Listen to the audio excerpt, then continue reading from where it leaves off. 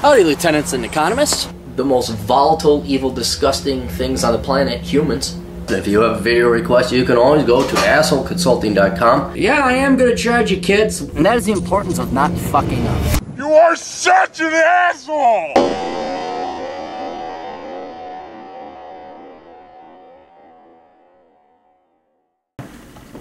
assholeconsulting.com. Cappy, I would like to know your thoughts on a controversial form of therapy called holding therapy, i.e. attachment therapy. Parents who adopt, and a large percentage are Christian, use this to bond with their newly adopted children. Oh, great. Adopted children is great. Great. Also, if it would have a positive or negative effect. I have gone through this and it was terrible. I'm not a psychologist. I don't know, dude. This is going to be completely unprofessional. I'm going to draw upon what little education I had in psychology long ago because at the U of M, because we're going to the U of M. We can't study other aspects of psychology. We were forced in Psychology 101 to never-ending hearing about B.F. Skinner and his twin studies because it happened at the U of M. So, for once, whatever money I pissed away on that worthless class might actually have some bearing now. Forgive my grammar and punctuation. I was in alternative schools and no one gave a shit. Good day. Alright. So I looked it up. Here's what attachment therapy is.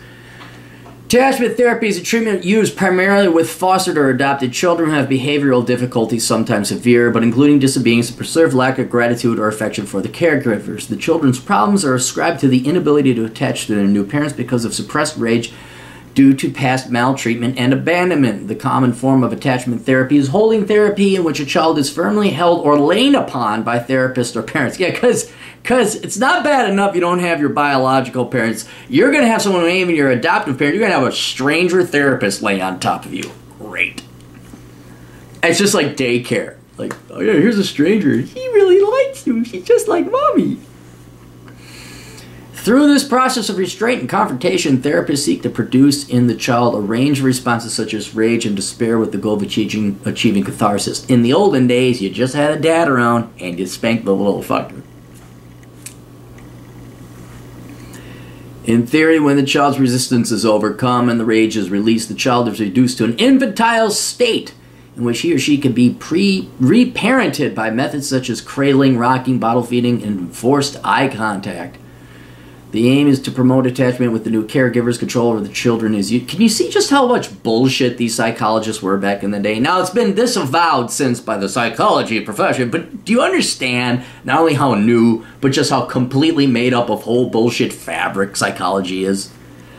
There's bits and pieces that I believe are legitimate, but my God, you see, according to Jung, everything is about your mother's left hip. Oh, don't dismiss that.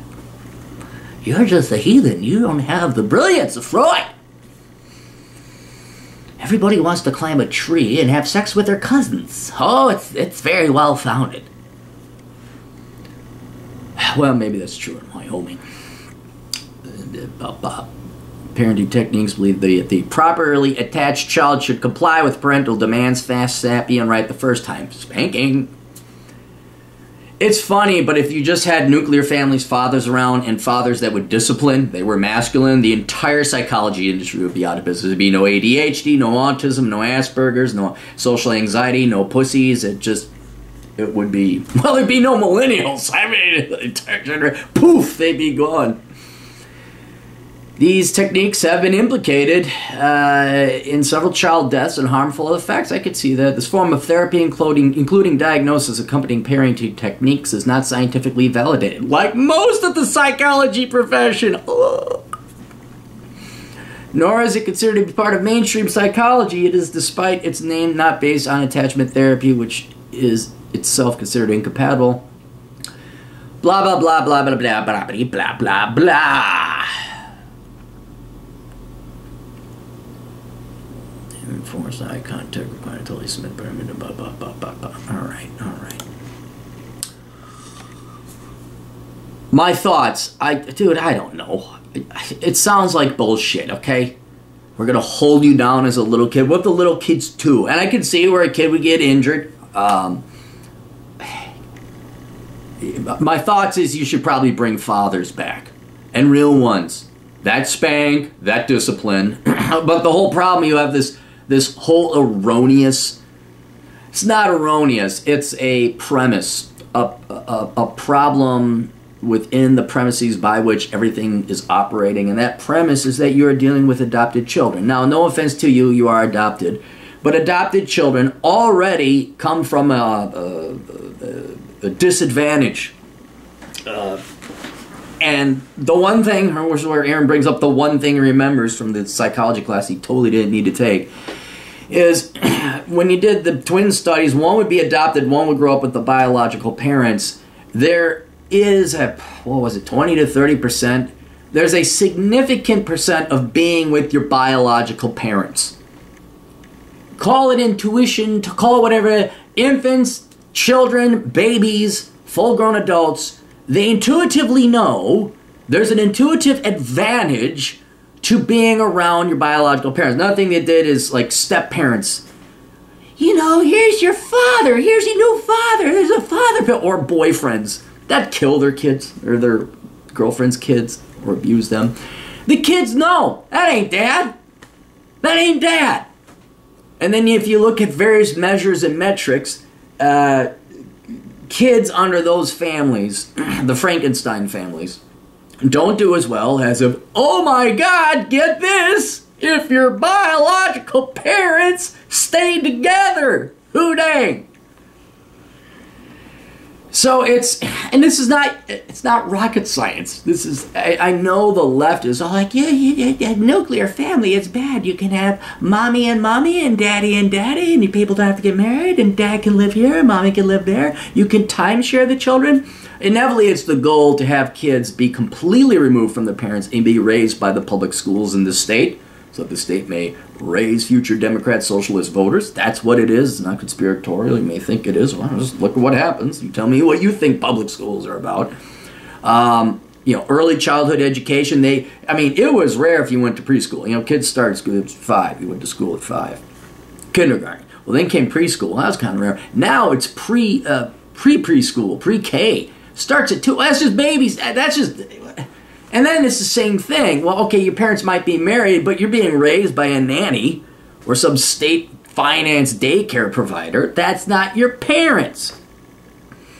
So whether it is you've been outsourced and your biological parents, you may still know them and you're still their kid, or you're adopted, you are removed from your biological parents as a foster child. And these are not your fucking parents.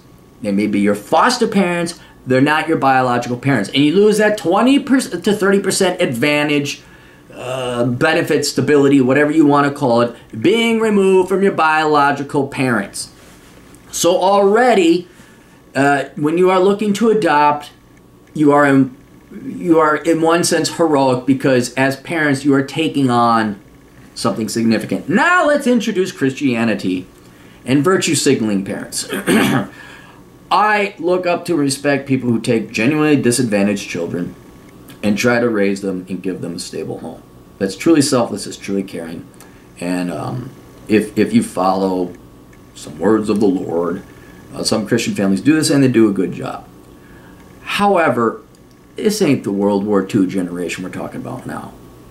And along with the general overall decay of society that has been continuing with baby boomers, Gen Xers, millennials, and heaven help us what the hell Gen Z is going to turn out to be. An increasing percentage of foster parents, Christian or not, do it for virtue signaling. I knew a person who worked in the social working world, we'll just say. It's very big. And they were pushing workers to adopt foster kids. So what does she adopt? She adopts a 12-year-old black girl.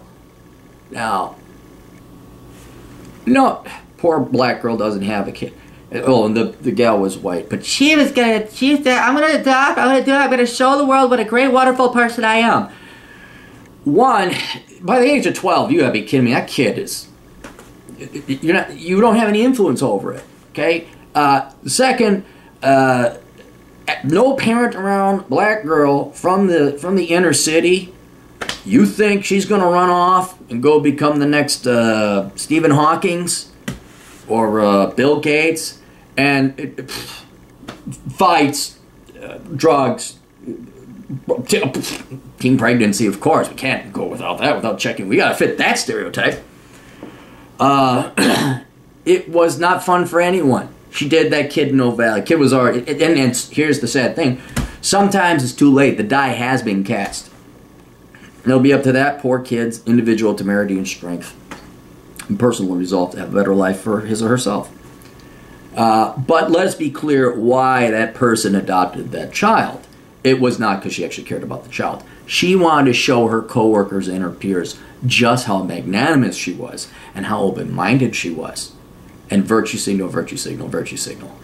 So the point I'm trying to make, whether it's that individual anecdote or an increasing percentage of foster parents today, they are not doing it for the kids. I think this may be the situation you went through if you said it was horrible. They don't do it for the kids. They do it for themselves so they can feel good about themselves. That's why they do it. There are certainly some legitimate, genuine foster parents, Christian or not, who have a heart, really want to help out kids. Even me and my buddies, it's a logical conclusion. Why would I have another kid when there's plenty of kids that could use a good father? It's like, are you going to be it here? No, oh, fuck no. Oh, no. I like food, peace, serenity, and calm and quiet in my life. Thank you very much. I maybe go help an older brother's little brother, older... What was that? Was it little brothers, little sisters or something like that? Older brother, older sister? You can volunteer, help out with little kids. Maybe in that capacity, but then they go back to the foster home. But in this case, you have, I'd say, an increasing percentage of foster parents who do not put the foster children first. That is not the primary motivation. It is them and their selfishness and their egos. And it is virtue signaling. And like all virtue signalers and leftists, it is not the environmentalism or feminism or the poor minorities or women or whatever it is they're championing for. It's for themselves. They merely say they want to help out people. And then when it comes to actually disciplining the kid, because raising a kid takes, especially a foster child, you have an uphill advantage there. Okay, then I can see where like attachment therapy. Okay, crush the kid until it obeys. Hold the kid until it obeys. All because the dad ain't got no balls to go in and spank. Sit down and actually parent. Sit down and actually be a father. And this is where I get sick and tired of absentee fathers or fathers who are present. It's not absentee. They're present fathers. They just never sit you down and explain rules in life and help raise you as a kid. It's always, I'm too busy. I mean, you're like, hello, any guidance? And, you know, oh, no, yeah, follow your heart and the money will fall. Do what your mother tells you, that kind of thing. So, yeah, I don't know if holding therapy, attachment therapy works. I don't know. They should probably do a study on it. But unlike, unfortunately, 2/3 of psychology studies, the results can't be repeated. So, again, psychology isn't a valid scientific discipline. So I don't have an official opinion on it, but you're operating from a huge disadvantage, and you got to look at the premises. Do foster parents even give a damn about their kids, or is it all for their ego and self-gratification? And you guys, you're so pessimistic. No, you don't know how much evil is out there in the world. You guys are naive. You guys are the ones that are naive. I'm not pessimistic. You guys are just way over optimistic. All right, that's it. You guys got questions, go to assholeconsulting.com. I'll catch you kids later. Toodles.